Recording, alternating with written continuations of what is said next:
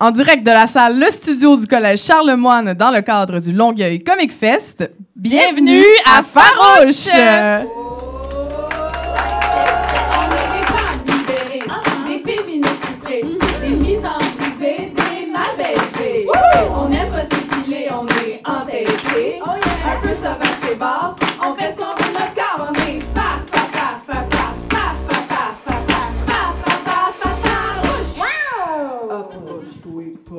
Yes! Bonjour tout le monde. Les gens sont rendus tellement en tête sur le claquement pendant notre tourne. Applaudissez-vous, s'il vous plaît. Meilleur que nous, j'ai envie de dire. J'adorais ça. Donc, bonsoir tout le monde. Je m'appelle Corinne Laperrière et j'utilise le pronom elle. Oui, et moi, c'est Emna Achour et j'utilise aussi le pronom elle. Et on est vos animatrices du podcast Farouche. Oui, et on est très heureuse d'accueillir notre fabuleuse invitée, l'autrice, journaliste, chroniqueuse, collaboratrice à la recherche et au texte de l'émission Stat et grande sœur ou fée marraine de bon nombre de féministes de notre génération, Judith Lucien! Allô!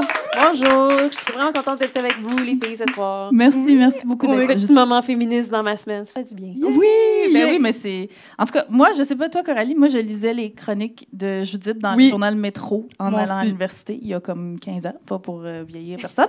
Mais, puis moi, je savais pas c'était quoi le féminisme, là. Je connaissais rien là-dedans. Puis là, je lisais cette blonde, là, que je connaissais pas, puis j'étais comme... Elle dit des mots qui me font du bien. Pas si conne pour une blonde! C'est exactement ça que je me disais. J'étais vraiment misogyne à l'université.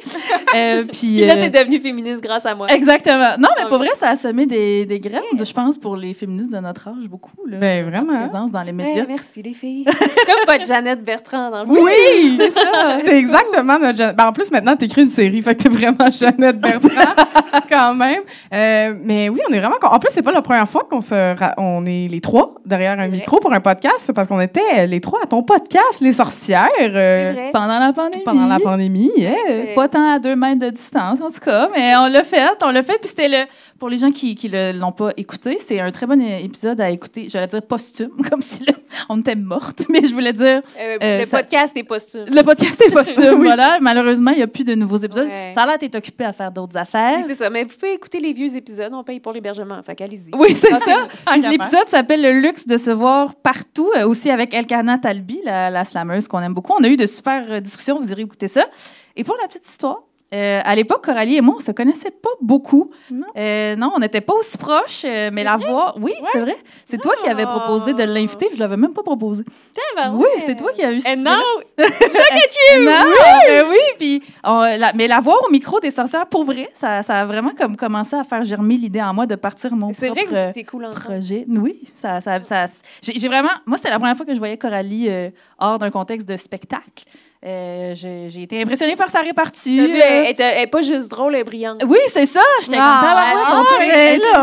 Oui, c'est pertinent. Je savais que je voulais retravailler avec elle un jour. Fait que sans savoir, t'as contribué à la genèse de Farouche. Fait que merci pour ça. On peut applaudir Judith. Ben oui. On serait pas là si Judith était jeunesse du féminisme, jeunesse de Farouche, t'étais là. J'ai beaucoup sur les épaules ce soir. Oui, c'est ça. T'as beaucoup de genèse à ton actif. T'ennuies-tu d'animer le podcast? Vraiment beaucoup. Vraiment et beaucoup. Le show Les Sorcières, le podcast Les Sorcières, les gens m'en parlent souvent, puis c'est avec grand regret que je suis comme... Tu sais, j'ai pas le temps de le faire, mais c'est pas juste que j'ai pas le temps parce que des fois les gens me disent mais on va l'organiser pour toi, mais j'ai pas l'espace mental, j'ai pas le... Fait que c'est ça qui est difficile, puis j'étais bien contrôlante aussi sur mon contenu, fait que je ne laisserais pas ça à personne d'autre. Mais ça me manque beaucoup, ça me manque les rencontres puis les idées féministes, puis c'est important de rester stimulé, je trouve, avec les idées féministes puis les idées progressistes, parce que c'est pas long qu'on stagne ou qu'on perd le fil, puis qu'on devient une vieille personne. Des vieilles idées. Oui, fait que, en tout cas, si, après avoir écouté tous nos podcasts de Farouche, bien sûr, et être à jour, vous pourrez aller réécouter Les sorcières. Oui, Les Sorcières, qui sont tous des excellents épisodes avec d'excellentes invités. Merci. Puis un excellent titre aussi. Moi, j'avoue qu'avant Les Sorcières, j'étais pas tant une sorcière, puis là, je me considère une sorcière. Fait que là, maintenant, je suis comme, oh my God, c'était... On est toutes des sorcières. Oui, mais on n'est pas toutes. Il y a des pas sorcières aussi. Oui. Mais on les fait bouillir dans la potion magique, là, puis on les brûle. Mais non, c'est pas que on les brûle. Non, on les contre la violence. Oui, on les possède, puis on les amène du bon côté de la force. Oui, c'est mieux dit. Voilà, c'est pour ça que j'ai pris Coralie. On leur envoie des sorts. Oui, mais positif. Oui. C'est ça pour que qu'elle je se voulais joigne dire. à la révolution. À la révolution des sorcières, exactement. C'est vraiment ça que je voulais dire. Puis sinon, Judith, comment c'est là, on a réussi à t'avoir. C'est quoi une entre-saison quand on est sur un projet comme Stat? Mais je veux préciser que j'écris pas Stat, je suis à côté de ma blonde qui l'écrit. Puis c'est tellement un gros projet parce que c'est une quotidienne, donc c'est 120 épisodes par année qu'on doit livrer. Puis de la façon que c'est fait, en fait, on peut pas tant que ça prendre d'avance. Fait que c'est vraiment une semaine à la fois. Donc, dès que Marie-André est embarquée là-dedans, c'est vite devenu évident qu'elle avait besoin d'un bras droit. Puis Marie-André, si elle avait eu une recherchiste ou quelqu'un pour l'aider, elle aurait perdu bien trop de temps au téléphone parce qu'elle est vraiment comme ça. Elle n'est pas capable d'être bête avec les gens avec qui elle travaille. Il faut qu'elle s'investisse dans la relation. Tandis qu'avec moi, on est déjà bien investis, c'est beau, fait qu'on peut se parler. Puis qu'est-ce qu'on fait avec le docteur Tatati? Oui, OK, on fait ça. Entre deux bouchées de céréales le matin. Exact. Fait que moi, je fais toute la job que Marie-André, elle n'a pas le temps de faire. Je fais le contact avec nos consultants médicaux parce on rappelle qu'on n'est pas médecin, c'est un show médical. Donc, il y a beaucoup, beaucoup d'informations à aller chercher, à gérer, à traiter, à convertir dans l'histoire. Je fais le lien avec la production aussi parce que c'est une quotidienne. Donc, des fois, Marie-André, elle écrit que ça va se passer dans tel lieu, puis ils sont comme, non, ça se pourra pas. Fait que là, moi, pour que Marie-André... En fait, on s'assure que Marie-André, elle écrit ses textes, elle n'a jamais repassé dessus. Okay. C'est moi qui va faire toutes les corrections, qui va faire tous les ajustements qui vont être demandés par le diffuseur, par les producteurs. Puis Marie-André, elle peut se concentrer comme juste sur son histoire, ce qui lui permet d'écrire un épisode en 1,5 jours. Oh mon Dieu. Ta mère est scénariste. Oui. J'imagine que tu peux imaginer un peu ça doit être à quoi ça peut ressembler, mais je me souviens pas si c'était ça ta question. À quoi ça ressemble? C'est à quoi ça ressemble l'entre-saison. Mais moi, déjà, ce qui me fait rire, c'est que c'était très féminin de faire « Ah non, moi, j'écris pas là-dessus, mais je fais 52 000 tâches en même temps, mais j'écris pas vraiment là-dessus. » Non, mais c'est pas moi qui l'écris. Je veux vraiment honorer le travail de Marie-André. Ça me fait découvrir à quel point est une génie, c'est vraiment... Oui, Marie-André Labbé, pour les gens trois oui, personnes au Québec qui ne savent pas qui est Marie-André, on l'aime beaucoup, on l'apprécie. Donc, moi, j'ai l'honneur de lire son travail tous les jours, puis d'être encore plus admirative. Ça fait 13 ans qu'on est ensemble, puis là, je redécouvre mon amoureuse d'une autre façon. Puis, c'est ça, mais c'est un projet qui est épouvantablement prenant, qui prend... Tu sais, c'est pas quelque chose que tu pourrais faire toute ta vie, mettons. Non. C'est un trip qu'on fait pendant quelques années, on verra. Mais tu sais, c'est vraiment... là, je suis ici ce soir parce que les tournages sont pas encore commencés. Nous, on a commencé l'écriture, mais les tournages sont pas encore commencés. Je sais pas si j'aurais pu être là dans 2 semaines. Oui, c'est ça.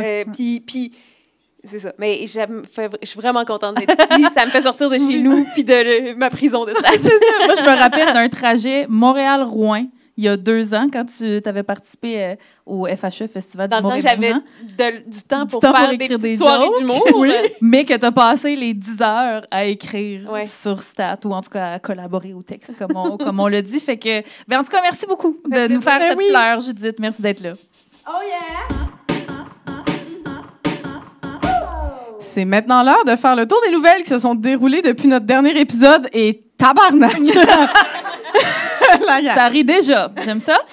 On rappelle que le bulletin de nouvelles s'inspire de vraies nouvelles, mais peut contenir de la fausse information, un peu comme le Cheese Whiz qui s'inspire du vrai fromage, mais qui en contient très peu, n'est-ce pas? Oui, ça nous permet donc de publier nos bulletins de nouvelles sur les plateformes Meta sans se faire bloquer dans ta face, Mark Zuckerberg! Mais continue à nous mettre dans la bonne grâce de ton algorithme, s'il te plaît. S'il te plaît. Alors, ça part. Montréal a annoncé une grande consultation publique sur l'itinérance afin de dépenser l'argent public pour produire un rapport qui dira probablement ce que tous les autres rapports sur l'itinérance ont toujours dit, ça prend des logements sociaux. Effectivement, la Ville veut impliquer ses citoyens dans l'intégration de futures ressources et faciliter la cohabitation. Mais pour qu'il y ait cohabitation, il doit d'abord y avoir habitation. Oui, dans un article du Devoir, on apprend que chez les personnes en situation d'itinérance, 23% d'entre elles se sont retrouvées à la rue en raison d'une expulsion de leur logement et 18% en raison de revenus insuffisants. L'Association des personnes pas pires en déduction a affirmé par voie de communiqué qu'il semble encore une fois la solution soit des logements. Ouais. Si la Ville de Montréal veut annuler la consultation publique et réinvestir l'argent dans la communauté, elle peut toujours nous faire un petit virement Interac. On va le prendre.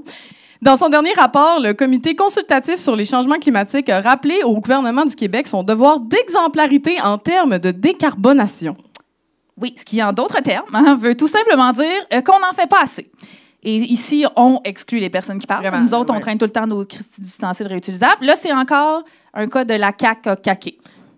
Et les experts ont sommé le gouvernement de faire des changements systémiques majeurs qui vont plus loin que les gestes préconisés normalement par le gouvernement Legault, comme s'acheter un char électrique ou réutiliser du papier de soie pour un cadeau de Noël. Oui. Heureusement, le fédéral montre l'exemple à Québec avec des gestes concrets pour protéger la nature, en autorisant, par exemple, la destruction de 37 cours d'eau pour stocker des résidus miniers. Oui, en effet, Stephen Guilbeault a annoncé sa nouvelle stratégie en matière de protection de l'environnement sans calisser. Très bonne stratégie. Pendant ce temps, des climatologues affirment que juin 2024 a été encore plus chaud que juin 2023, qui était déjà le mois de juin le plus chaud de l'histoire. Fait que faites pas le saut, là, mais juin 2025 risque d'être pas pire chaud, lui, avec. Sinon, le 18 juillet, Jenny Carignan deviendra la première femme à prendre les rênes des Forces armées canadiennes. Bon, on n'a pas vraiment de blague à faire là-dessus, mais en tant que podcast féministe, on n'a pas le choix de souligner quand il y a une première femme qui fait de quoi quelque part. Oui! Il y a une femme qui va donner l'ordre de bombarder d'autres femmes. Wouhou!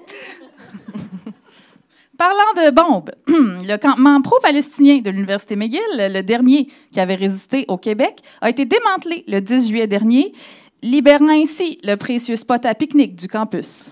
En effet, les activistes contre la guerre, qui a déjà fait plus de 38 000 morts du côté palestinien, ont dû quitter les lieux sous haute surveillance policière, mais rassurez-vous, la Croix-Rouge était également sur place pour porter assistance aux petits bouts de gazon qui étaient enfin libérés.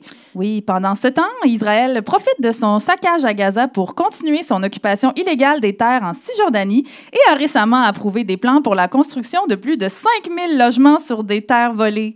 Une décision saluée par les regroupements de gestionnaires immobiliers fascistes qui tuent sûrement des bébés chats comme hobby. Excusez, j'aime ça. C'est assez comme, on rit-tu, on rit pas? On peut rire. Des policiers de la ville de Laval ont dépêché une dizaine d'agents de la paix, lol, pour des adolescents qui jouaient au gun à eau. Une vidéo de l'intervention devenue virale sur les réseaux sociaux montre des jeunes noirs, les mains en l'air, alors qu'ils se font pointer des guns à tuer. Oui, et la même journée, 4 suspects d'origine maghrébine ont quant à eux été accusés de terrorisme pour avoir fait tomber leur tour à Jenga. Oui. Dans les deux cas, les policiers du service de Laval ont nié toute accusation de profilage racial, tout en n'ayant aucune idée de ce que signifie le concept. Oui, la Fraternité des policiers rappelle que dans ce genre de situation, les policiers n'ont fait que leur travail et n'ont pas le temps de réfléchir davantage. Anyway, aussi qu'ils pourraient prendre le temps de lire et de s'informer sur des sujets comme le racisme, quand ils gossent sur leur cellulaire dans le stationnement du Tim Hortons? Non, c'est pas. Pas le temps. Hier, le samedi 13 juillet, une tentative d'assassinat a eu lieu contre Donald Trump. Puis on pense exactement ce que vous pensez qu'on pense. Mais comme le tireur, on a manqué de temps pour écrire des jokes. Fait qu'on va faire comme les influenceuses qui font des annonces de McDo et qui ignorent ce qui se passe à Gazda. Et on va faire comme si de rien n'était. Oui. Donc, à la suite de la performance de Joe Biden au débat... Ben, la performance, ça me semble quand même exagéré. Là. Il n'a pas performé. Là, non. OK, ben sa présence au débat. Ben là, Joe Biden, es-tu vraiment présent? OK, ben là, à la suite du fait que Joe Biden était debout derrière un petit lutrin au premier débat de campagne contre Donald Trump... Ça, c'est mieux. Merci. Des élus démocrates ont demandé son départ et des sondages révèlent que sa vice-présidente Kamala Harris aurait un léger avantage face à Trump. Oui, effectivement, on comprend pourquoi certains électeurs préfèrent que les codes nucléaires soient remis à la démocrate de 59 ans. Oui. Elle, au moins, elle a l'air assez encore en forme pour se rappeler de son NIP. Oui. Par contre, on est des féministes, on n'est pas dupes. On sait très bien que quand le caca frappe le ventilateur, on met une femme en poste, racisée de préférence, puis on la blâme pour l'échec de toute une nation. Oui, probablement que Kamala serait un cas de falaise de verre. C'est une image, la falaise. Malheureusement, c'est pas une vraie falaise où on pourrait pousser Trump et Biden dedans. Oui. Mais depuis, Biden a maintes fois réitéré qu'il ne quitterait pas la course et que seul le Seigneur Tout-Puissant lui-même pourrait le forcer à se retirer. Et le Seigneur a répondu. En effet, dans une lettre ouverte, George Clooney a demandé à Biden de céder sa place. Ouais, heureusement, le président américain a prouvé qu'il avait encore toute sa tête récemment, alors qu'il a présenté le président ukrainien Volodymyr Zelensky comme étant « Monsieur le président Poutine ». Toujours là. Finalement, au Royaume-Uni, le Labour Party a remporté les élections, mettant fin à 14 ans de règne conservateur. Et en France, contre toute attente, la coalition des partis de gauche du Front populaire est arrivée en tête du second tour des élections législatives. Attends, mais est-ce que c'est des bonnes nouvelles? La gauche a gagné des élections! Hey, party! Wouhou!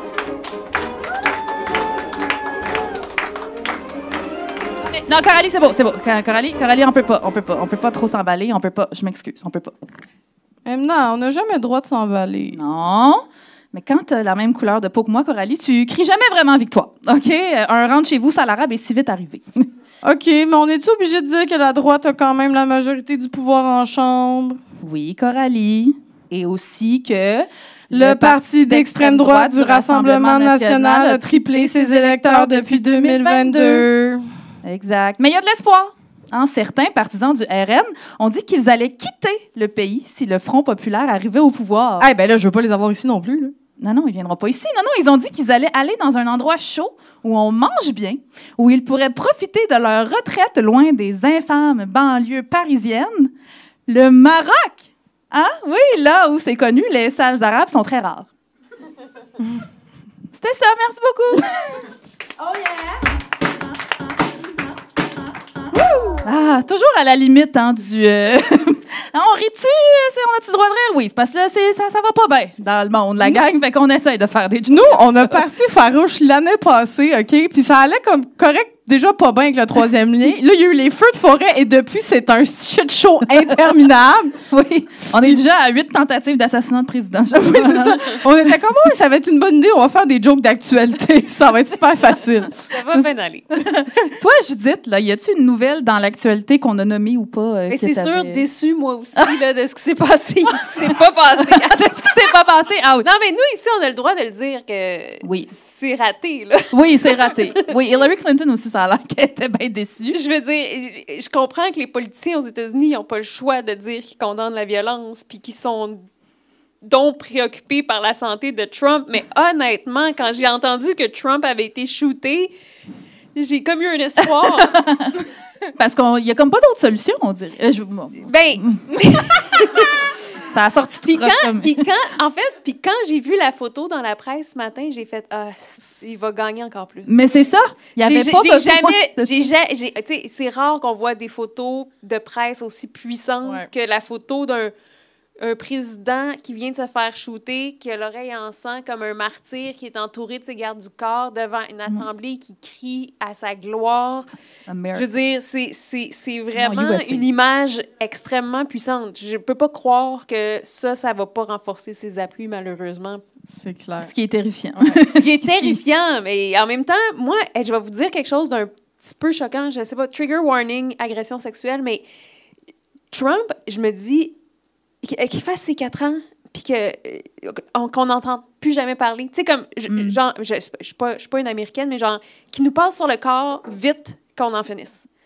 Puis qu'après ça, on passe à autre chose, qu'il fasse son esti de mandat, puis qu'on a, tu sais, vous comprenez le parallèle que j'essaie de tisser habilement ici. Puis parce qu'on dirait qu'on est impuissant par rapport à ça, on s'en sortira pas, il va passer, puis tu sais, le jour où 2 madames aussi incompétentes et criminelles vont débattre pour être la présidente du pays le plus puissant au monde, on aura atteint l'égalité. Mais là, pour l'instant, on se demande si Kamala Harris, elle pourrait peut-être pas accoter un des deux. Voyons, Chris. Mais c'est ça, c'est comme la base. Moi, c'est sûr, je donne bien plus la garde de mes enfants que j'ai pas que n'importe qui. Oui, les codes nucléaires. Prends tout, Kamala. Juste, tu feras jamais pire que les deux. Non, impossible. Je peux pas croire que les gens ne voient pas ça, mais comme, c'est ça. Jamais je vis dans la même réalité que la majorité de la population. Ouais, non, mais c'est vraiment un cas de... C'est drôle parce que, tu sais, comme en humour, on se fait dire « Oh non, mais tu sais, c'était les meilleurs humoristes, puis c'est pour ça qu'il n'y avait pas de femmes. » Ouais, non. Puis là, ils sont comme « Non, ça, c'est vraiment les meilleurs candidats. » Les meilleurs politiciens. Les meilleurs présidents. Le monsieur qui oublie son nom à mi-phrase. C'est ça. Mais tu sais, on disait... on comprend qu'il y a parce qu'il y a plein de politiciens qui ont pris la parole, dont genre Bernie Sanders, puis genre Barack Obama, puis qui étaient comme, oh non, on espère qu'il est correct, puis nanana. Puis, mais je sais pas si vous avez vu passer leurs ça. doigts dans leur dos. Ben oui, c'est ça. On J'avais mis time. Mais tu sais, il y a le ministre israélien des Affaires étrangères, je sais pas si vous avez vu ça, il a tweeté qu'il était choqué de cette tentative d'assassinat, puis qu'il priait pour a speedy recovery, puis il a dit « Violence can never ever be part of politics. Tu me niaises? Voyons donc. Genre, monsieur, je vais vous montrer qu'est-ce que ton gouvernement a fait depuis 75 ans. Tu vas fendre en deux, là. Comme. C'est fou comment les gens ne voient pas la réalité ou l'arrangent. Tu sais, moi, pour moi, ça, c'est du gaslighting. Mais c'est du gaslighting politique parce qu'ils voient pas, ou ils le voient très bien, puis ils le reconstruit d'une autre façon. Ce mensonge-là de l'absence de violence à Gaza, je veux dire, c'est gros, là. C'est très gros. On le voit mais dans les tous les soirs, puis t'es en train de nous dire que non, ça n'existe pas. Non, mais c'est fascinant. C'est comme une dystopie, en tout cas. Puis tous les politiciens américains aussi là, qui ont encouragé, dans le fond, la violence face aux manifestants contre Gaza ou les manifestants par rapport à Black Lives Matter. Il y a eu de la violence extrême. Ils sont comme, non, la violence ne doit pas faire partie de la politique. T'es comme, ça fait partie de la politique. Oui, il y a une map qui circule, justement, c'est comme un meme, là, mais une map qui circule, une map du monde, où est-ce qu'on voit tous les pays dans lesquels les États-Unis sont, l'armée américaine est intervenue pour du vent, souvent, là, fait que c'est très, très ironique. Oui, puis il y a quelque chose qui me fait vraiment particulièrement rire. Puis je suis en train de perdre mon idée pendant que je la dis. Ça, c'est du TDAH. Hein? Ça, c'est clairement le TDAH. Mais c'est de la fatigue, c'est un peu... Non, mais c'est juste Trump, en général, qui me traumatise. Puis mon cerveau est comme... essaie d'arrêter de parler de cet homme-là. Mais non, mais ce que je voulais dire, c'est que à quel point... On voit ça arriver, on sait quand on a vu la photo, tout le monde... moi, ce que je trouve fascinant quand même, c'est que tout le monde pense la même chose en même temps. Ouais. Puis là, c'est mon côté sorcière, mais j'ai jamais me sentir autant connectée envers, pour vrai, l'univers, parce que tout le monde a vu la photo et a fait... Shit. Fuck. Ouais. Tout le monde, on sait qu'ils vont les avoir sur des t-shirts. Il y a le drapeau aussi dans la photo, le drapeau américain. C'est comme ça, c'est une photo parfaite. Ce photographe doit être complètement croquant en ce moment-là. Ah oui, non. Lui, il est comme... Pas semi-croquant, croquant. Wow. Hey, t'as-tu vu comment on a du sexisme internalisé? Je pense que c'est un gars. Ah, oui. Dans ma tête, c'est un photographe de presse, c'est un monsieur. Ben, ça m'étonnerait que ce soit... C'était peut-être une petite photographe badass, puis j'étais en train d'invisibiliser son travail. Tout à fait. Écoute, c'est sûrement une fille qui a pris la photo. C'est ça, disons ça, on retourne ça. C'est clairement une femme badass qui a pris la photo. Mais c'est ce qui est, tu sais, si vous avez vu la séquence, là, il était à terre, ils l'ont relevé, puis Trump, tout de suite, était comme « Laissez-moi brandir mon poing. » Il tendait ses gardes. Donnez-moi mes souliers! Donnez-moi mes souliers! Let me get my shoes! Let me get my shoes! Mais moi, je riais des complotistes pendant la COVID, là. Oui. Moi, je riais des complotistes pendant la COVID, là, puis dans le sens, je riais. T'es un peu complotiste. Mais là, moi, tout ce qui a rapport avec les États-Unis, je suis complètement théorie du complot. Ben, c'est parce que je les crois pas. J'y crois pas. C'est pas la première fois. C'est comme tellement plausible, tu sais, que t'es comme... Ben là... En même temps, il y a quelqu'un qui est mort pour vrai, là. Oui. Non, c'est ça. Ben, mais je les crois pas. Je suis sûre, il serait capable de tuer quelqu'un juste pour pour amener ce point-là. J'y trosse pas. Puis il y a dans House of Cards. Ben, oui. Mais il y a un peu aussi cette espèce de... On parlait de gaslighting tantôt, ça me fait un peu penser à, tu sais, un gars qui va dire « Mon ex était folle ». Tu fais « pas mal sûr c'est toi qui l'as rendu folle ». Je trouve que c'est la même affaire, tu sais, c'est comme Trump « Ah non, on peut pas attaquer un ancien président comme ça ». Puis tu fais, ben là, la façon dont il a géré le pays, ça a tué énormément de personnes pendant la COVID, par les migrants qui ont séparé ses familles. Il est responsable du meurtre d'énormément de personnes. Fait que là, c'est tellement bizarre que quand ça backfire, littéralement, ben là, comme tout le monde en revient pas, mais c'est plate que les politiciens réalisent pas l'impact de leurs gestes. Là, ça arrête à ce qu'ils disent, puis même ce qu'ils disent, mon Dieu, grab that bad pussy. Puis là, on est comme, ah, mon Dieu, ce gars-là vit de la violence. Ça a quand même pas de petite bon. Ça n'a pas de commune mesure. Non, c'est ça. C'est capoté. Toi, Coralie, t'avais-tu une autre nouvelle? Oui. Pas de celle-là. Ben, écoute, j'ai quand même une grosse nouvelle qui est passée un petit peu inaperçue. Je sais pas si vous avez vu ça. Ça vient en 2 temps. Le 2 juillet dernier, on a su que Nordvolt a dit en congrès, I guess, qu'il allait revoir l'échéancier de sa méga usine au Québec. Parce que... batteries, là. Hein? Les usines à batterie. Oui, les usines à batterie de Nordvolt qui sont dans le coin de la Montérégie. Oui, merci beaucoup, la personne dans le public. Fait que, oui, donc ils ont dit, on va revoir l'échéancier parce qu'ils sont en retard eux-mêmes dans leur propre usine en Suède. Ils ont perdu un contrat de plus de 2 milliards d'euros de BMW parce qu'ils sont pas capables de donner des batteries à temps. Et là, ils revoient l'échéancier. Et là, tout ce temps-là, nous, c'est pour ça qu'il n'y a pas eu de BAP au Québec puis qu'il n'y a pas eu d'audience publique sur l'environnement. C'est parce qu'on était donc pressés. Parce que sinon, Nordvolt serait parti. Et là, finalement, ils revoient l'échéancier. Et là, hier, il y a juste le Journal de Montréal qui en a parlé, c'est quand même capoté. Nordvolt a sorti son rapport annuel et ils ont carrément dit que ça se pouvait qu'ils abandonnent le projet de méga-usine au Québec et ils ont déjà reçu des centaines de millions de dollars en fonds publics. On rappelle que c'est 7,3 milliards de dollars qui allaient se faire donner par le gouvernement du Québec et du Canada. Déjà, le 7,3 milliards augmente à 7,7 si vous ne saviez pas et 7,7 ça a l'air de rien. Mais c'est 400 millions de plus, quand même. Mais ça, toute cette histoire-là, là, c'est capoté. Excuse-moi, je t'arrête quand on est là, mais c'est vraiment une mentalité de petit peuple, de genre, on va attirer quelque chose de big, puis il faut, tu sais, c'est ça, puis c'est plein de monsieur en cravate, là. Oui, attirer les kings au Québec, pour moi, c'est la même chose. C'est vraiment une mentalité de petit qui n'a pas confiance en lui, puis qui va aller essayer de se faire des amis dans le cours d'école en flashant des bonbons. Là, je trouve que c'est tellement basic comme... On dirait qu'ils ont voulu inviter le gars cool de la gang en genre... Oui! Comme un petit gars qui invite le gars cool, mais qui dit, il va avoir un clown. Viens-t'en, il va avoir un clown à ma fête. Il va s'en aller, le gars cool, parce que genre, on est vraiment pas assez cool. Là. On lui donne plein d'affaires pour qu'il soit notre ami. C'est pas de même, ça marche. Là. Je pense que c'est plus comme... Il aurait fallu qu'on la fasse plus comme indépendant.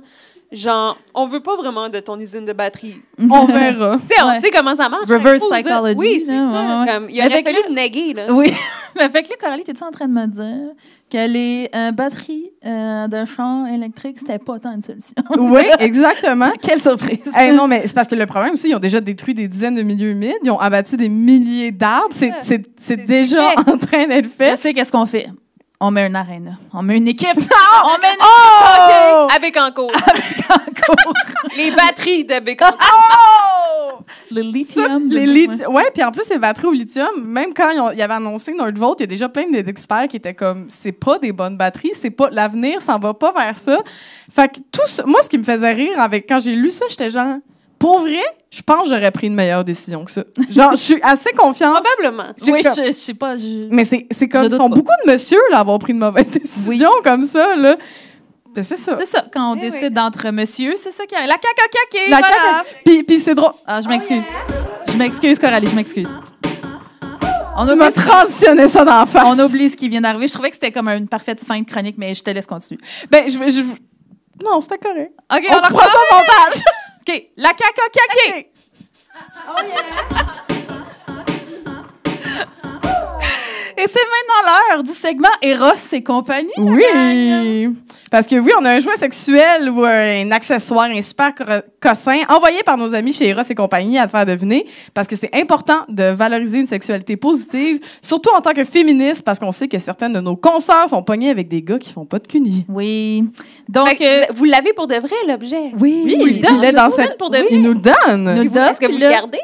Des fois, on le donne, des fois, on le pitch dans la foule. Ça dépend. Là. Vous nous direz si quelqu'un est Ben là, je vais pitcher là dans la foule. Ah oui, tu veux? Des faces de dildo, ça. Oui. C'est des faces. Il y a quelqu'un qui applaudit. J'adore.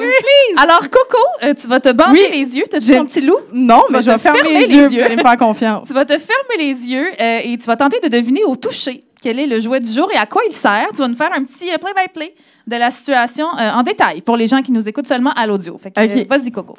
Ben là, déjà, OK, c'est une petite pochette. Comme d'habitude, il y a une petite pochette. Ça a l'air... Ça a la même texture un peu des petites pochettes pour des coupons. Mais ça m'étonnerait que ça soit un coupon sexuel. Un coupon sexy. Ça serait quand même quelque chose. Je vais ouvrir la petite pochette.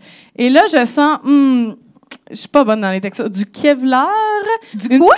Une petite Kevlar, c'est ça? Non, là, ça s'est défait. OK, c'est 2 items et ça me semble être quelque chose pour s'attacher avec des velcro, des genres de petites menottes confortables. Je pense que we have a winner. Oui, we have a winner. Oh, des petites menottes confortables. Oui, on peut applaudir Coralie. Ça n'a pas pris de temps. Des Non? bonnes. Je trouvais aussi que ça aurait fait des bons porte-clés. Des bons porte-clés en velours. Oui, si jamais vous voulez un petit porte-clés, Ross et compagnie, vous pouvez y aller à Farouche 15 sur le site Internet. Je vous dis, c'est pas du Kevlar. Non, mais c'est quoi le mot? Une Comment croix tu fais flou. ça? Kev large. Kevlar. J'ai jamais entendu ce mot-là de ma vie. Des Des wetsuits. Kevlar. En wetsuit. Non, Ah, non, ça, c'est du petit... hey! Hey! On connaît nos textures ici. Du petit velours. Du petit velours. Alors, je vais lire la vraie description, Ok. ça vous dérange. Attends, mais j'aimerais ça que les gens entendent la qualité du velcro. C'est une Vas-y. bonne qualité de velcro. Moment ASMR. Oh! Voilà, Ah, bonne ça, qualité de c'était une velcro bonne ici. qualité de- Alors, explorez les menottes des Ross et compagnie, l'accessoire essentiel pour pimenter votre vie sexuelle. Facile à utiliser grâce à leur système de fermeture par velcro. Elle vient de le faire à rien qu'une main. Avec une main. Rien qu'une main. Ces menottes sont ajustables, sécuritaires. Ouais, sécuritaire, entre parenthèses, il n'y a aucune police qui va débarquer chez vous. Vous êtes en sécurité. Et incroyablement confortable. Peux-tu confirmer, Coralie? Oui, ça me semble confortable. Oui. Alors, voilà, promo, Merci, code promo Eros et Farouche compagnie. 15 pour votre magasinage coquin au erosetcompagnie.com. Oh yeah! J'ai goût des porter comme bracelet. Oui, mais c'est ça, ça fait... Non, Ça fait quasiment serait-tu un petit peu escalade. edgy? Ça fait-tu Ça mousqueton susciterait des lesbienne? discussions. Oui, ça Je m'excuse. susciterait des discussions si j'avais tout le temps. Joke de lesbienne. Ben non, mais c'est pas, je la faisais avant que je pensais à Anne-Sarah Tu Charbonneau. savais plus que j'étais là, hein? Non, je savais le joke que vous faites quand on n'est pas là. les Oui, c'est lesbiennes. exactement. Non. Toutes les personnes qui ont fait ces jokes-là devant moi, c'était toutes des lesbiennes. Je m'excuse. Mais non, ça s'attacherait dessus. Fait que là, t'es attaches ensemble. On est encore sur le... J'ai encore Oui. fait une transition trop tôt. On est encore sur le segment Eros. Je m'excuse. C'est parce que c'est trop intéressant. C'est trop intéressant. Les menottes. Puis là, t'es attaches ensemble. Mais là, il n'y a pas de petites Non, clés. des attaches après quelque chose. OK. Pour les gens qui nous écoutent à tu peux l'audio, là, Tu peux les attacher après ton lit, mettons. Oui. Ah, c'est En ça. arrière. C'est ça, mais c'est pas des menottes. Merci, des vous menottes Donner à trop l'ancienne. d'informations sur ma vie sexuelle? Oh non! Pour les gens qui nous écoutent à l'audio, ce ne sont pas des menottes tu sais, en métal, là, comme dans les films, là, puis que là, il y a tu perds la sont petite en clé, sont là. velours. Ils sont vraiment en Sont en confortables. Kevlar. Je me sens très... J'ai l'impression que je pourrais porter ça dans un rave. Oui. Sûrement. Dans un rave gothique, Oui, ça tu mets serait tes chaînes, là, t'es comme emo, t'écoutes du System of a Down. En tout cas, Mais c'est ça, Emo, moi, ça me ça fait me plus donne penser à le- mon époque emo, je pense. ah ouais, hein? En tout cas, Écoute, on en revient-tu? On passe à autre chose? Ça vous dérange on pas? passe à autre chose, la OK, gang. parfait. Merci, Eros et compagnie. Alors, c'est le moment de quoi? C'est à toi. C'est à moi, ça. C'est les questions féministes. Oui. On est rendu là pour mieux connaître Judith. Hein, t'es féministe, toi, Oui, ça a l'air. Puis on voulait savoir ton féminisme au quotidien, là. Oui. Ben, c'est parce que, On a mettons, plein- là, oui, excuse, tu voulais... Vas-y. Non, mais c'est parce que moi, je suivais le texte, là, c'est comme tu veux. On en parlait plus tôt, tu as écrit plusieurs essais, plusieurs chroniques. Tu as animé un balado où tu pouvais pas mal être féministe comme bon te semblait. Mais mettons, comment tu manifestes ton féminisme dans Stat, mettons? Ah, mais c'est ça. J'allais dire, ces temps-ci, je suis une mauvaise féministe parce que je trouve que je suis moins une bonne féministe parce que, tu sais, j'ai pas le temps autant de me faire une tête sur les enjeux sociaux, fait que j'ose pas m'exprimer dans l'actualité. Je prends moins la parole. Cela dit, c'est vrai que dans Stat, on aborde plein d'enjeux, mais c'est vraiment... C'est sûr que ça émane de nos discussions à Marie-André et moi, mais c'est vraiment Marie-André Hey, moi, je suis pas bonne pour prendre du crédit. Ça me Pas fait... très féministe, là. Non, mais parce que c'est vraiment son œuvre, puis c'est vraiment sa façon. En fait, elle m'apprend beaucoup à être une autre sorte de féministe parce qu'elle aborde les enjeux vraiment de manière moins frontale et... tu sais, c'est plus subtil, puis je pense qu'elle a réussi à ratisser plus large. En fait, je sais, elle réussit à ratisser plus large. Ouais. Ben, Le surtout dans podcast quelque Les chose- Sorcières, ça Oui. rejoignait 50 personnes. Stat, ça rejoint 1,5 million de Ben, c'est téléspectateurs. ça, quand c'est plus mainstream, je Oui. pense que t'as comme pas le choix de le prendre par... Par le côté, Ouais. mais aussi, elle a un malin plaisir à faire ça. Des fois, elle me dit des affaires comme, puis là, je me permets de le divulguer ici parce que c'est un Ouh. podcast féministe, mais des fois, elle me dit, on va les prendre par surprise. Tu sais, on va les prendre, s'ils nous voient trop venir, ça va... Tu sais, fait que elle m'apprend vraiment à aborder les sujets d'une autre façon, de manière vraiment plus subtile et plus pernicieuse, que je te dirais. Fait que c'est vraiment le fun. C'est une autre approche. Puis je pense que Marie-André est plus féministe que moi parce que elle aime vraiment moins les hommes que moi. Elle est vraiment Les de mauvaise excuses-moi. foi. De mauvaise- Non, elle est de très bonne foi. Moi, je la crois. Non, mais tu sais, genre hier, on lisait dans la presse qu'il y a... il y a eu 11 personnes qui ont donné leur rein, fait un don anonyme de rein. Elle me dit, c'est sûr, c'est toutes des femmes. Je veux pas un gars qui fait ça. Puis j'étais comme, là, peut-être, là. Tu sais, les gars, ils sont pas tous... Moi, je suis team Marie-André, personnellement. Non, mais toi, il y a un gars dans la salle, t'as-tu donné ton rein? J'ai mes 2 reins. Oui, Bon, ben, tu vois, Marie-André Yeah. a raison. non, les hommes qui écoutent Farouche, on l'a dit, ce Donnent sont un les rein. bons hommes. Oui, ils donnent des reins. Ce sont les bons hommes, ce sont ceux qui ont basculé du côté lumineux de la force. On ne le répétera jamais assez. On est très contente que tu sois là. Ils se sentent pas attaqués quand Oui. on dit OK, parfait. Tout à fait.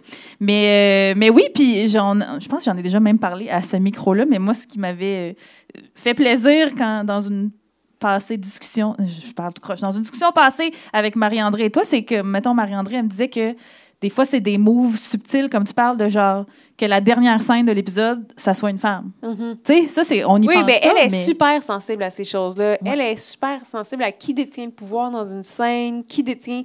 Qui est plus présent dans l'épisode, qui... tu sais, puis c'est des... Elle est plus soucieuse de ça que moi. Moi, des fois, bien, aussi, je suis en apprentissage. Fait que tout est comme... nouveau. Fait que je suis déjà... j'ai beaucoup de choses à penser. Mais elle maîtrise déjà son métier. Là, fait qu'elle est capable c'est ça, de faire 3 coups d'avance. Est-ce que vous pensez au test de Bechdel? Comment on le prononce? Écoute, on a tellement de personnages, puis on a tellement... pour de vrai, non. Sauf que je pense que naturellement, Oui, oui. tu sais, Marie-André, C'est ça juste des femmes, l'intéresse pas quand... Tu sais, genre, justement, le test de Bechdel, c'est comme, est-ce que 2 femmes sont en train de parler de autre chose qu'un homme? Est-ce qu'elles ont des noms aussi? Est-ce qu'elles ont des noms? Est-ce que leur préoccupation principale, c'est la séduction d'un homme? Tu sais, Marie-André est tellement... Ben, tu sais, en même temps, c'est sûr que dans Stat, il y a de la romance parce que ça en prend. Mais c'est tellement pas le point central fait que Ça se fait naturellement de la manière Écoute, qu'elle pense. De toute Martine façon. Delvaux nous écoute, puis elle triple full sur Stat. Fait que je Ça, pense c'est qu'on le est saut correct. d'approbation. Yes! Sinon, tu disais justement, tu as de la misère ces temps-ci à te faire une tête. Fait que c'est quoi ton féminisme ces temps-ci? C'est sûr qu'il est. Est-ce que tu le trouves. Es-tu animé de la même façon que quand tu faisais, je sais pas, Des les chroniques. les chroniques ou les brutes? C'est quoi qui anime ton féminisme aujourd'hui quand tu Ben, t'assures de faire la vaisselle puis pas déranger Marie-André? c'est vraiment... J'ai travail. vraiment l'air d'une... Tu sais, si c'était... Moi, je dis souvent, si Marie-André était un gars, ça serait épouvantable. Vraiment Ben oui. conne. Tu sais, genre, Mais non. je travaille pour elle, mais ça me valorise. Mais je dirais... Mais je garde ma capacité d'indignation, tu sais, justement, et de réflexion, justement, quand je vois comment Kamala Harris est absente complètement de la scène politique américaine. On la cache. On la cache. Parce qu'on a peur qu'elle fasse ombrage à le cirque politique qui se joue en ce moment aux États-Unis. Tu sais, je sais pas comment répondre à ta question parce que ça manifeste de plein de façons. Ouais. Mais c'est juste que dans l'action en ce moment, tu sais, je suis impliquée à l'Auberge Madeleine depuis des années. Je continue à être présidente du CA. Fait que ça, je me dis, mais ça, c'est mon action concrète que je fais C'est pour quoi les l'Auberge femmes. Madeleine? C'est un lieu d'hébergement pour les femmes en situation d'itinérance. OK. Donc, nous, ces femmes-là qui sont des nuisances là, pour les citoyens, entre guillemets, ça, c'est ça qu'on entend dans le discours sur l'itinérance ces temps-ci, c'est qu'il y a un problème de cohabitation entre les personnes en situation d'itinérance et les citoyens, comme si les personnes en situation d'itinérance n'étaient pas des citoyennes. Puis ces gens-là, on les connaît pas, on les regarde pas, on les comprend pas. Moi, en côtoyant ces femmes-là, tu sais, j'ai découvert que souvent, on va penser que les personnes en situation d'itinérance, c'est les personnes qui quêtent dans la rue. C'est deux catégories de personnes différentes. Ouais. Les personnes en situation d'itinérance, souvent, ça paraît pas, c'est caché beaucoup. C'est des personnes qui vont passer une partie de leur journée à la bibliothèque, qui vont magasiner, elles vont tout faire pour pas avoir l'air d'être en situation d'itinérance. Fait que c'est souvent pas les personnes qui dérangent, Puis les personnes qui dérangent, c'est des personnes qui sont vulnérables, qui ont des lourds problèmes sociaux. Fait que de parler d'itinérance en termes de cohabitation difficile, puis je trouve que dans les médias ces temps-ci, je pense que c'est ce qui m'enrage le plus, là. C'est que je trouve qu'il y a un nouveau courant où on parle de l'itinérance de cette façon-là, à une période de notre existence comme société où de plus en plus de personnes sont à risque de tomber dans l'itinérance, des personnes qui ont un travail, des personnes qui, tu sais, c'est de plus en plus difficile de se loger, c'est super, on est ultra précaire. Ben pas nous, parce que nous, on travaille sur ça. Vous autres, ça va bien. Mais, non, vous avez travaillé fort pour, même ça va bien. mais c'est vraiment une joke, parce que des fois, je me sens un peu coupable d'être privilégiée comme ça. Mais c'est ça. Je trouve que de la façon dont on parle des personnes vulnérables en ce moment, oui, c'est comme si on avait un problème de pigeons, on dirait. Là. Comme, non, mais comment on pourrait arranger ça pour qu'ils ne soient pas trop dans notre chemin? Pour pas les voir, pour pas les sentir, pour pas les... C'est super déshumanisant. Exact. Puis tu sais, je comprends que ça cause des problèmes, mais il y a comme des catalyseurs, comme tu sais, en ce moment, c'est la maison Benoît Lorme. Là, on a comme utilisé cet exemple-là, un peu comme les exemples comme quand on a une personne trans qui veut être dans un lieu pour femmes, on va dire « Ah, c'est déjà arrivé qu'il y a une femme trans, dans le fond, elle était dans un lieu d'hébergement pour les femmes, mais elle voulait s'attaquer aux autres femmes. » Puis là, la maison Benoît Lorme, je trouve que c'est un peu ça qu'on fait avec cette actualité-là, c'est qu'il y a une situation où il y a comme probablement, pour de vrai, un mauvais air-image urbanistique. Là, cette maison-là n'aurait pas dû être installée près d'une école puis d'une garderie. Mais après ça, je veux dire, il faut trouver des solutions. Il faut arrêter de stigmatiser davantage ces personnes-là. Exactement. Puis toi, tu t'impliques à l'auberge Madeleine? Oui. Je suis arrivée là il y a 6 ans en dépression. Puis je voulais justement... J'étais tannée d'être... féministe, juste à dire des choses, à être dans la contestation, à être dans la... J'avais le goût d'être dans le concret, fait que j'ai fait la vaisselle là pendant 5 ans. Puis à un moment donné, pendant ces 5 années-là, je suis devenue membre sur le CA, puis à un moment donné, me suis retrouvée présidente du CA. Wow. Puis c'est une super organisation, ça me fait du bien d'être là, ça donne un sens, je trouve. Puis je pense que n'importe qui... tu sais, la plupart des féministes, vous êtes déjà impliqués dans plein d'affaires, puis vous travaillez dans le milieu comme... peut-être pas vous, mais tu sais, il y a plein de féministes qui travaillent dans le milieu communautaire, qui font déjà une différence. Mais moi, comme personnalité médiatique, j'avais ma grande gueule, puis that's it. Je trouvais que j'avais besoin de quelque chose de concret, puis ça m'a fait voir la réalité des femmes d'une vraiment autre façon, puis la réalité de femmes que je côtoyais pas personnellement, qui sont des femmes, la majorité des femmes qui arrivent à l'auberge, leur problématique principale, c'est d'avoir vécu de la violence, quelle qu'elle soit, puis la pauvreté. Puis des fois, c'est la même chose. Hein? C'est pas... même si j'ai côtoyé toutes sortes de réalités dans ma vie, ça reste que cette misère-là, je l'avais pas beaucoup côtoyée, puis ça remet les choses en perspective beaucoup, tu sais, comme on le dit souvent, on est des féministes privilégiées, on a notre réalité, des fois, on perd de vue à qui devrait bénéficier des efforts qu'on fait. Ouais. C'est ça, fait que ça a vraiment été quelque chose qui m'a aidée. J'ai juste l'impression que t'es comme Oprah. Je fais ça pour toi, pour tout le monde ici! Oui, non, mais c'est vraiment... Mais pour de vrai, je faisais ça à la base pour moi. Là, il y a quelque chose de super égoïste dans le fait de faire quelque chose au début, de faire du bénévolat. C'est narcissique, là. C'est pour te penser bonne, puis pour être... sentir que tu fais quelque chose. Mais moi aussi, j'ai beaucoup le sentiment d'impuissance. Là, fait que ça venait réparer mon sentiment d'impuissance. Fait que il y a quelque chose de très égoïste là-dedans.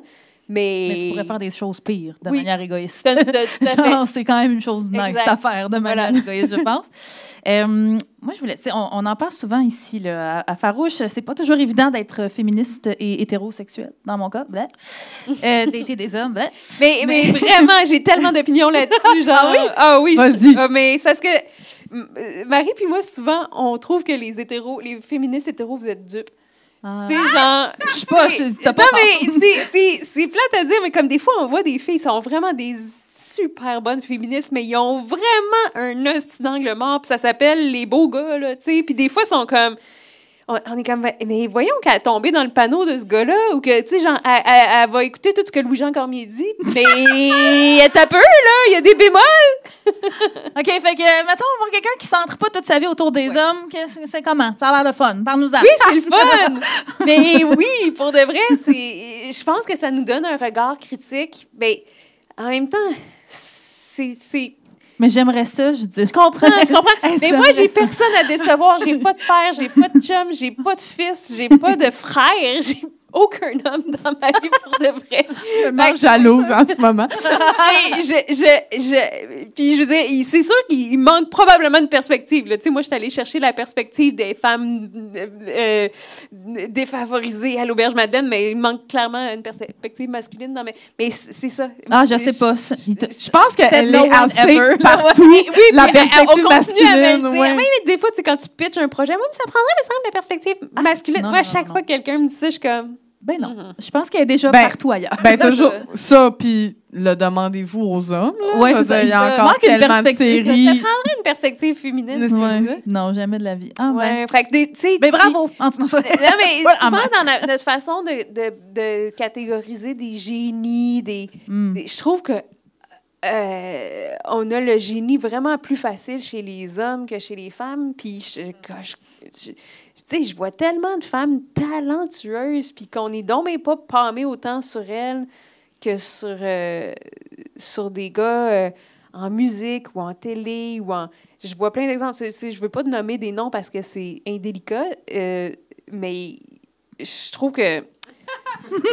Emna, pour les gens qui nous écoutent à l'audio, Emna fait une face de « Come on, Judith, on veut des noms. » Non, mais j'ai dit Louis-Jean Cormier tantôt, c'était un peu une joke, mais pas, tu sais, je veux dire, pas tant dans le sens que, tu sais, c'est ce genre de gars-là. Mettons, pour moi, c'est un archétype de gars qu'on c'est le bon gars, il est fin. il est parfait, il est comme, puis je suis comme, ben il y a tellement, tu sais, pendant qu'on capote sur Louis-Jean Cormier, ben il y a Mara Tremblay, tu sais, elle a fait sa petite affaire, puis on parle jamais d'elle parce que non, c'est pas, tu sais, c'est pas, mais, tu sais, c'est pas... mais c'est pas un homme, c'est pas... Ben, tu sais, en ce moment, Lydia Kipinski versus Hubert Lenoir, là, puis je lance pas de shade à Hubert Lenoir, mais ça me fait rire à quel point Hubert est arrivé, on a fait « C'est un génie ».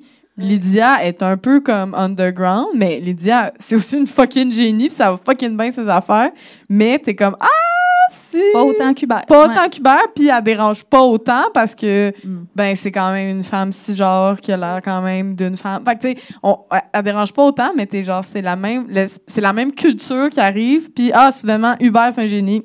Lydia, on sait pas. C'est ça, tu sais, puis c'est ça. Fait que je sais pas si le fait d'être lesbienne puis d'être juste entourée de femmes, ça m'amène à être plus critique, moins aveugle, je sais pas, de ces affaires-là, mais... Mais c'est ça qui rend ça tough à être féministe et hétéro. Parce que plus on est féministe, plus on les haït. C'est comme mais c'est ça, mais dans le temps que je faisais les les brutes avec Lily Boisvert, tu sais, j'étais comme... Puis je la voyais dater des gars, puis j'étais catastrophée pour elle. Pour le vrai, parce que ça avait vraiment l'air conflictuel pour quelqu'un qui est féministe de dater des gars, c'est tough avant de trouver le bon gars qui a pas de red flag, qui est pas... D'ailleurs, elle en parle dans son récit. Il n'y a pas de red flag parce Match. qu'il n'a pas été socialisé comme un esti de king of the world à qui tout est dû. Fait que c'est ça, c'est complexe. Oui, puis je voulais juste plugger son récit Match, qui est vraiment excellent, qui est disponible. Moi, je l'ai lu en livre audio. Ça fait pas de sens ce que je dis, mais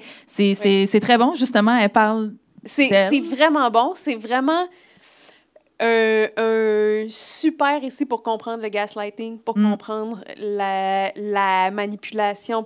En fait, le dating hétéro. Oui, puis Lily, elle a vraiment analysé toutes les stratégies de comment on dit? De manipulation. Ben oui, de manipulation des pervers narcissiques, mais aussi en tout cas dans les relations amoureuses. Puis, tu sais, elle a rendu ça en récit, puis c'est tellement bien fait. Ça m'a fait vraiment de la peine de lire ça. Tu sais, ça m'a déchiré de... Ouais.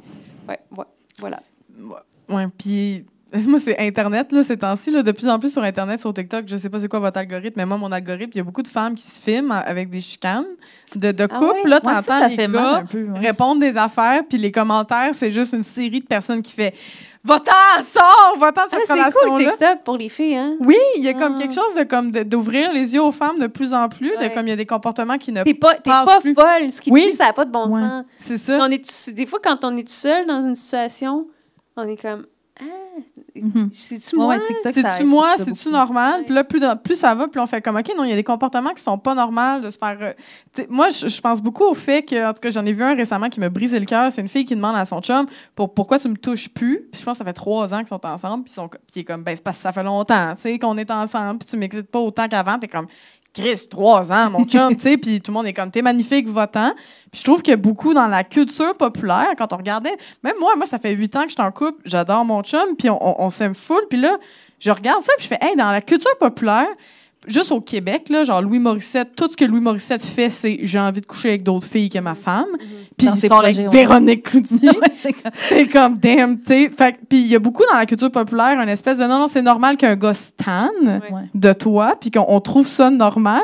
Puis c'est drôle parce que j'ai l'impression que chez les lesbiennes ou les personnes queer qui sont pas avec des hommes cisgenres, souvent, il y a pas cette espèce de on va stanner puis c'est normal. Tu sais, il y a comme, si la relation marche pas, il y a comme autre chose, mais c'est pas juste le gars a passé à autre chose parce que tu mettais pas assez de talons hauts, tu sais. Ah ouais, c'est sûrement plus complexe que ça, mais on n'est pas Oui. des cordes magiques non plus. Là. Non, non, Je veux dire, effectivement, ça se ouais, peut ouais. qu'on se tanne, puis ça se peut que ce soit... Tu sais, je te donne ça. Oui, non, mais c'est juste que... mais par contre, c'est jamais parce que le patriarcat. Mais Oui, c'est ça. c'est ça. C'est Ça, jamais je veux à dire, oui. cause de... Tu sais, comme moi, je fais la vaisselle, mais c'est pas à cause du patriarcat. C'est ça. Non, mais les Ça hommes, rendrait il y a la quelque vaisselle chose, tellement plus il y a quelque chose de genre, il y a beaucoup d'hommes qui vont penser que tout leur est dû.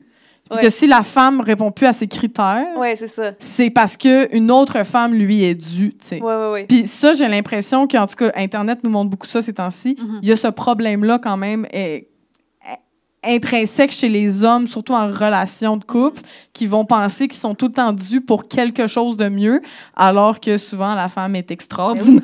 C'est Puis insidieux pas ça, parce le que problème. même la plus féministe d'entre nous qui est dans une relation hétéro commence à assimiler ces concepts-là. Puis, tu sais, moi, je me suis déjà dit, ben oui, Amna, t'es pas épilée. Ben oui, Amna, t'as pris du poids. Ben oui. Tu sais, dans le sens, même moi, j'ai ces billets-là, puis j'ai, à cause du fucking patriarcat, puis on n'y échappe pas. Fait que, puis pour revenir à Louis-Jean, puis tout, tu sais, j'en parlais récemment avec une amie qui s'est séparée, puis, tu sais, elle me disait, moi, Emna, la première, parce qu'elle était dans des relations malheureusement toxiques avant de rencontrer cet homme-là, puis elle me dit, tu sais, Emna, la première année que j'ai été en couple avec ce gars-là, je passais mon temps à le remercier de juste être un humain décent, finalement, tu sais, puis d'être donc extraordinaire, puis ça. Puis là, je me rends compte que juste être un bon gars, c'est pas suffisant. Tu sais, Ouais. Jean Cormier, j'espère qu'il fait plein de gestes vraiment nice, puis qu'il la défend, sa blonde, qui est féministe plus qu'elle. Tu sais, dans le sens, c'est plus assez d'être. Puis moi, je défendais les gars qu'il y a eu dans ma vie avant aussi en disant non, mais il m'a fait 1000 affaires vraiment pas correctes, mais c'était un bon gars parce qu'on La barre est basse. oui, la barre est extrêmement basse, puis on associe les comportements problématiques juste au douchebag, alors que même le gars moyen doit go out of his way pour faire des trucs, doit déconstruire des affaires pour être un bon chum, tu sais. Puis moi, j'ai une question, là, je m'en vais ailleurs, mais j'ai une question pour toi. Nous, on est des féministes, faut l'assumer. On fait un podcast féministe. Toi, t'as quand même une belle carrière féministe qu'on admire en tant... Moi, je suis comme, oh mon Dieu, j'aimerais ça être un peu comme Judith Pousseret. Puis là, je suis comme, comment t'as réussi à monétiser ton féminisme? J'ai pas réussi. T'as sorti avec Marie-André. J'ai sorti avec Marie-André, puis là, regarde, on est riches. You put a ring on it and it was Mais done. pour de vrai, j'ai pas réussi. J'ai pas... Ah, puis tu sais, récemment, j'ai interviewé Jeannette Bertrand, puis j'étais comme, elle, là... Pas qu'elle a réussi à monétiser son féminisme, mais elle a réussi à faire une carrière médiatique toute sa vie en étant féministe et incluant à des périodes où c'était fucking pas populaire de l'être, tu sais. Puis elle a réussi en étant... Puis je pense que son secret, c'est qu'elle était vraiment populaire. Puis ça a l'air facile à dire, mais dans le sens que j'en ai parlé un peu avec elle, tu sais, c'était quoi le secret de votre connexion avec le public, tu sais? Puis elle était comme, ben moi, je viens d'un milieu modeste. Fait que quand je suis arrivée, je parlais comme eux. Je parlais comme les gens. Quand j'ai fait son courrier du lecteur, je répondais à leurs préoccupations. J'écrivais leurs... Tu sais, parce que, mettons, ils t'écrivent des lettres de 6000 mots. Faut que tu résumes ça en 3 phrases. Elle dit, j'ai résumé, mais avec l'essence de ce qu'ils me disaient puis de ce qu'ils voulaient savoir. Puis je leur disais pas, c'est de même, c'est de même. Tu sais, je leur donnais des vraies réponses. Puis ces séries, c'est la même affaire. Tu sais, elle partait de sa famille, de sa réalité à elle, je pense qu'elle était hyper authentique. Ouais. En plus, tu sais, j'étais comme, comment vous avez fait? Vous dites que vous n'avez pas confiance en vous, que vous n'avez pas d'estime, que vous voulez juste être aimée. Comment tu peux être féministe quand tu veux juste être aimée? C'est comme, ça m'apparaissait complètement insensé. Ouais. Fait qu'elle, je pense que c'est d'être soi-même puis d'être... parce que moi, j'ai pas réussi. Tu sais, il y avait ça aussi dans Les Sorcières. C'était épuisant parce que il n'y a pas d'avenir financier. Puis je dis pas que vous n'allez pas le trouver, je vous le souhaite vraiment. Mais c'est, tu sais, je veux dire, les gens, ils vont pas te donner tant que ça d'argent parce que c'est important ce que tu fais. Tu sais, c'est comme on s'adresse à des gens qui ont eux-mêmes pas beaucoup d'argent. Puis toi, en plus, t'es journaliste, puis là, t'étais étiquetée soit féministe woke de service ou juste la militante, qui est utilisée comme un terme péjoratif pour certains. Oui, c'est ça. Fait que ça me limitait certaines... ça me rendait nichée selon certains, ou tu sais, comme trop... pas impartial, en tout cas, selon eux. Là, oui.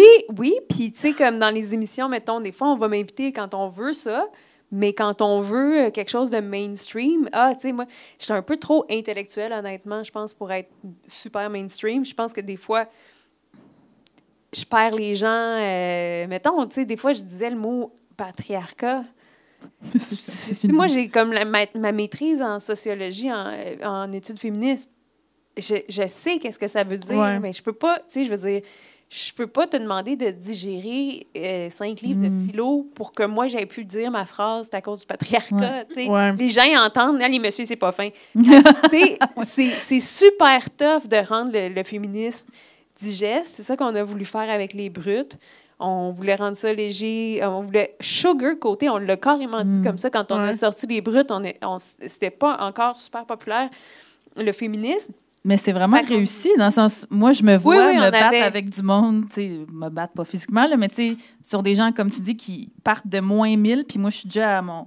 J'ai pas une maîtrise, là, mais tu sais, dans le sens, je suis déjà beaucoup plus loin, puis une manière de les amener un peu vers nous sans les envoyer lire 14 livres, c'est ça serait de leur montrer des extraits, tu sais, que vous avez fait, des brutes, parce que c'est vraiment vulgarisé. On se disait qu'avec des jokes, avec de l'humour, avec, tu sais, du divertissement, on arriverait à... C'est ça. Mais faire de l'argent comme ça, j'ai pas trouvé comment.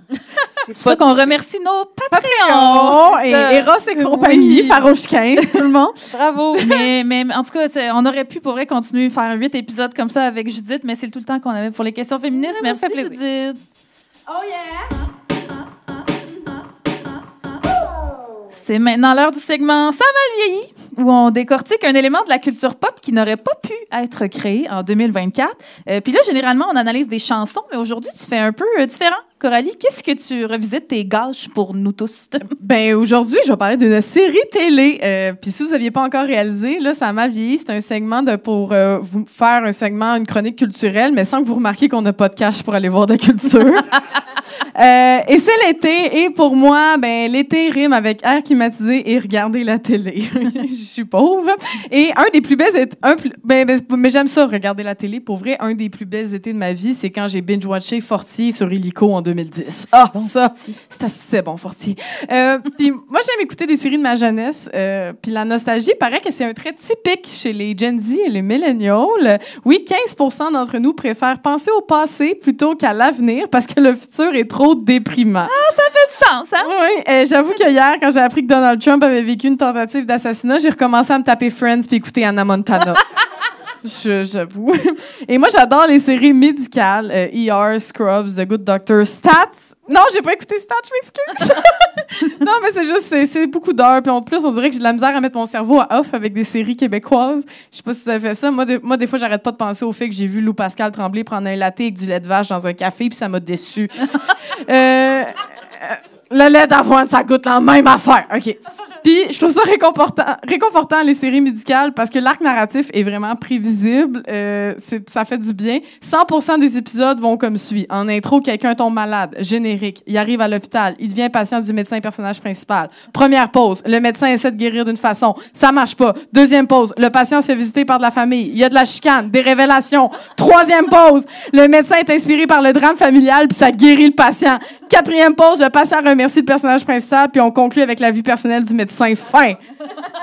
Voilà. Exactement. 2 saisons de stats résumées. Sauf que nous, mettons, un épisode, c'est 4 épisodes. C'est ça. Parce que nous, tu sais, mettons...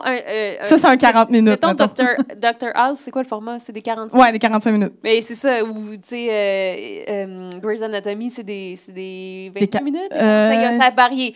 Mais, tu sais, nous, on regarde un épisode, 45, ouais. on regarde un épisode de Transplant, puis on est comme, oh, on fait une semaine avec ça. C'est vraiment, là... Puis c'est pas tant étiré, stats... ben bon, tu l'écoutes pas, mais c'est pas... ouais. Mais ça ressemble pas mal à ça, ouais. Oui, c'est pas mal, ça fait du bien. Et justement, tu l'as dit, je vais parler de Dr. House aujourd'hui. Puis là, je sais, il y en a qui sont surpris, sont comme, ben voyons, Coralie, Dr. House, un docteur anarchiste qui défie les règles et qui coûte des millions de dollars au corporatisme médical, ça doit être ton héros. Oui, je l'aime bien, c'est vrai, c'est pas mon héros, mais il est divertissant, Dr. House, un peu comme je trouve divertissant Guillaume le Métis-Vierge. Non, mais j'ai juste hâte de voir sa prochaine gaffe, c'est ça, c'est le fun. Mais je suis attendrie pareil par le personnage de Dr. House, tu sais, ses petits yeux fatigués, son air hautain, son humour pince sans rire. Écoute, je suis en train de décrire mon chum, moi, là. Sinon, Dr. House, c'est une série américaine qui a été diffusée de 2004 à 2012 et qui compte 12 saisons pour un total de 177 épisodes. Hey, ça fait une saison de stats. Oui, hey, 177 épisodes. Ça fait mal de dire ça à haute voix parce que je sais que je vais toutes me taper. Puis là, je suis rendue à la saison 3, donc j'ai écouté déjà 48 épisodes et 2173 jokes misogynes. Je les ai comptés. Ah oui, non, Dr. House est toujours en train de faire des commentaires, soit sur ses patientes, soit sur les femmes des patients, ou bien carrément sur ses collègues féministes. Son trait de caractère. Ah oui, constamment. Il est misogyne, grossophobe et raciste. Si c'est le héros. C'est le héros. Non, mais tu sais, c'est parce que c'est un bad boy. OK. C'est vraiment comme... Ah oui, non, c'est ça, c'est justifié de cette façon-là. Oui, exactement. C'est comme, non. Les filles autour d'elle, c'est parce autour de lui, sont capables d'en prendre. T'sais, ils lui répondent. Ah, c'est des vrais badass. Ouais, c'est comme ça qu'on devrait être les années 2000. Exactement. Non, mais les bonnes filles qui rient des jokes macho parce que...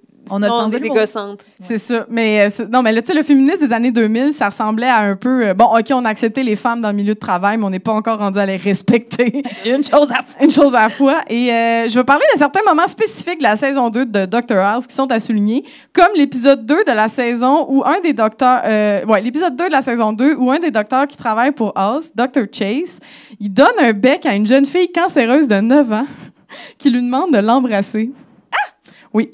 Parce que, tu sais, elle va peut-être mourir, la pauvre. Il faudrait qu'elle puisse au moins vivre une fois un comportement complètement inapproprié. Dans sa bouche? Oui, l'embrasse! Oh my God! Mais ça, c'est le trope des victimes de pédophilie qui, en fait, elles voulaient. Oui, mais c'est ça. Elle voulait vivre ça. Elle voulait vivre la pédophilie. Oui, elle dit non, je voulais vivre ça. Puis là, il l'embrasse, puis ça arrive comme un pet. Ils sont comme, tu l'as embrassé, oui, OK. Puis il passe à autre chose. C'est elle qui me l'a demandé. Exactement. Il fait elle l'a guéri. Elle va mourir. Faut bien qu'un homme mature embrasse une jeune fille de 9 ans. C'est complètement inapproprié. Et un des pires épisodes, c'est l'épisode 13 de la saison 2. C'est l'histoire d'une patiente, Alex, une jeune mannequin internationale de 15 ans, dont House passe la première moitié de l'épisode à faire des commentaires sur ses totons. Et on s'entend qu'ici, c'est pas le problème qu'un personnage fictif fasse des commentaires dégueulasses. Le problème, c'est la gang de gars auteurs qui ont écrit les textes.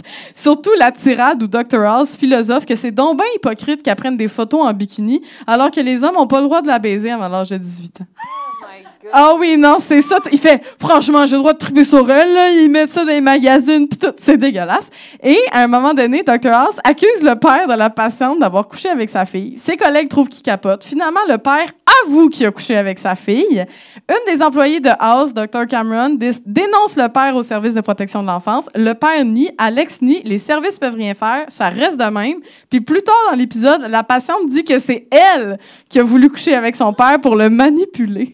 Mais ça, tu sais, maintenant que je connais la scénarisation, je comprends comment les scénaristes viennent à ça parce qu'une histoire de viol, c'est pas assez.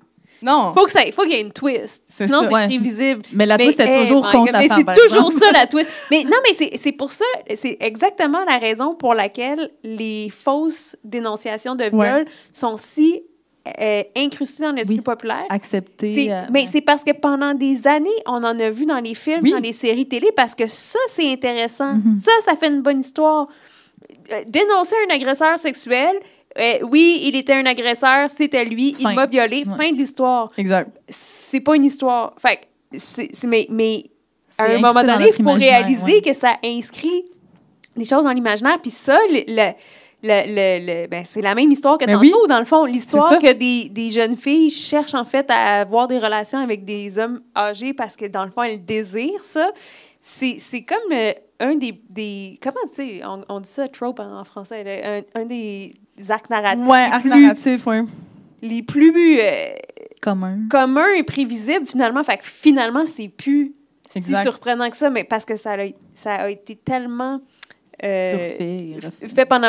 Oui, c'est ça, parce que ça correspondait à l'idée qu'on se faisait aussi de... Ben oui, des femmes. et à date, dans Dr. House, il en parle souvent de possibles agressions sexuelles qui pourraient résulter à justement un problème médical. Et à chaque fois, c'est la fille c'est elle qui l'a manipulé. Tu sais. C'est ça. Fait qu'on rentre ça dans l'esprit du monde, c'est assez fucked up. Et le pire, c'est que l'histoire ça s'arrête pas là, de l'épisode que je suis en train de vous parler. C'est même pas ça le punch. Le punch, c'est que, bon, tout ce temps-là, la patiente est malade. L'équipe de Dr. House cherche qu'elle a. Son état se dégrade, mais tout le long, heureusement, elle est sexy.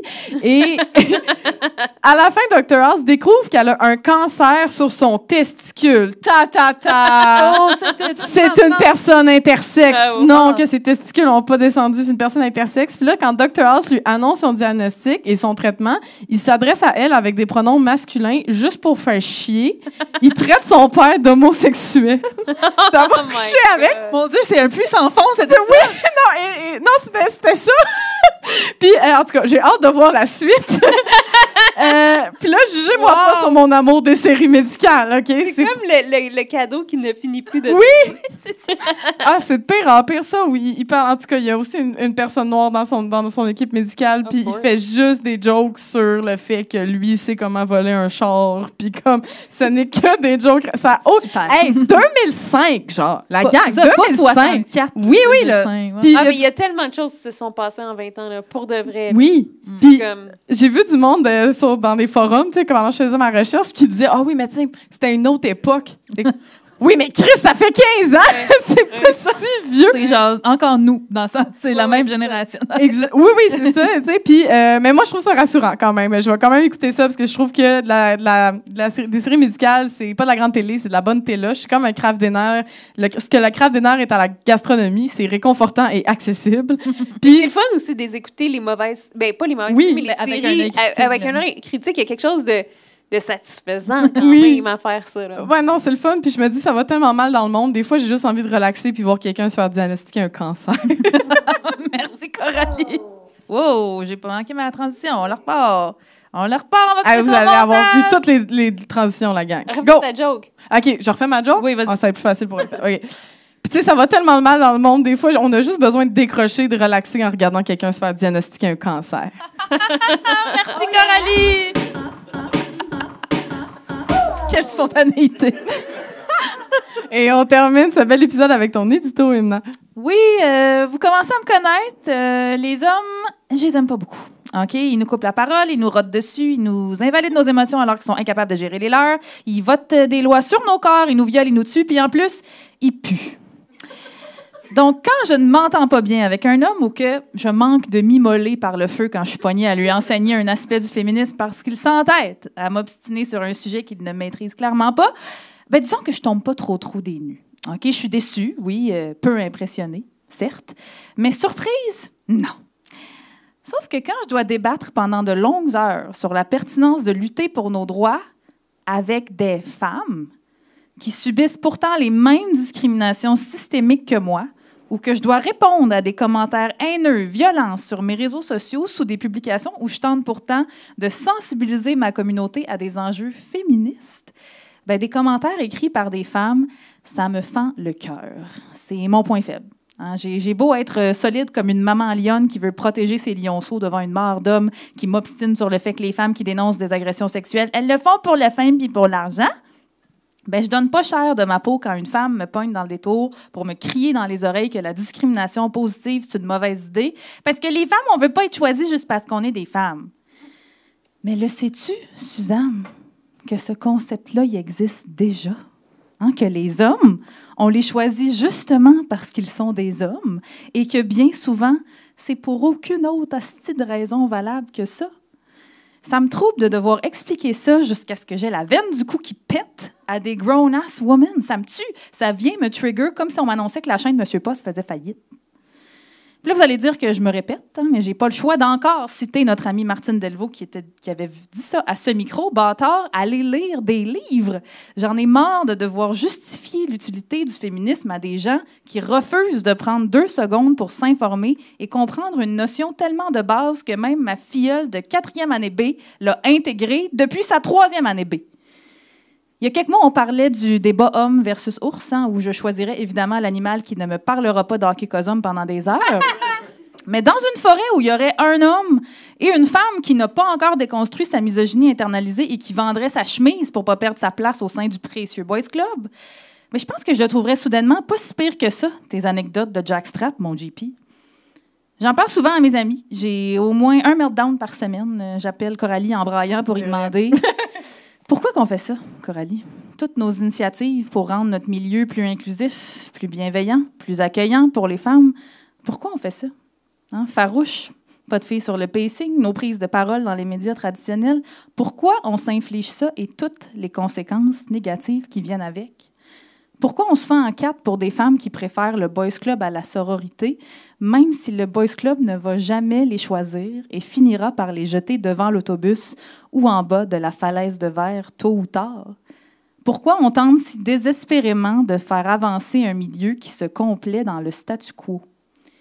C'est une question complexe, mais la réponse est vraiment simple.